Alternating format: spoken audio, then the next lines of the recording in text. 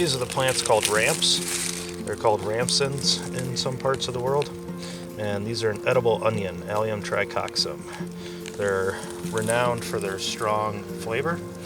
You can actually kind of smell the onion odor just kneeling here above the plants.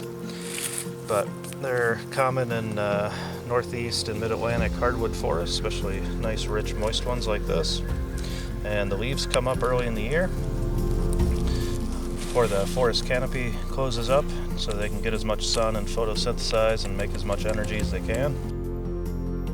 Later in the year, they'll send up the flower stalk with its little umbrella or umbel shape. But we'll dig one up to document this population for the herbarium.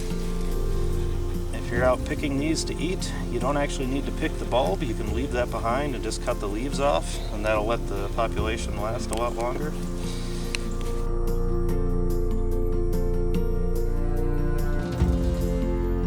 So this is skunk cabbage. So this is an early spring wildflower. It sends up these flower heads sometimes in the middle of winter in these wet, mucky, swampy areas with some shade. And the flower heads are pretty weird looking. They kind of look like aliens. They all have what's called a spathe, or a special leaf that wraps around the flower cluster.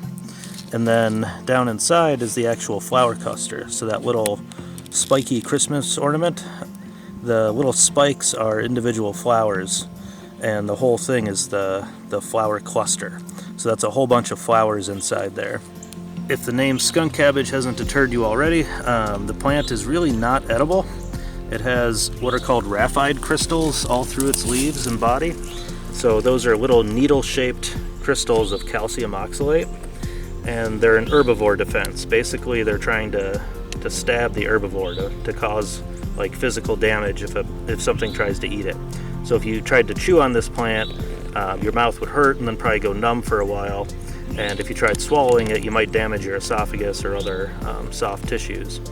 So some people do eat it. They'll cook it and do a whole bunch of water baths to try to pull out all those crystals, but it's really, really not much of an edible plant. But it is a pretty cool one with a lot of neat adaptations.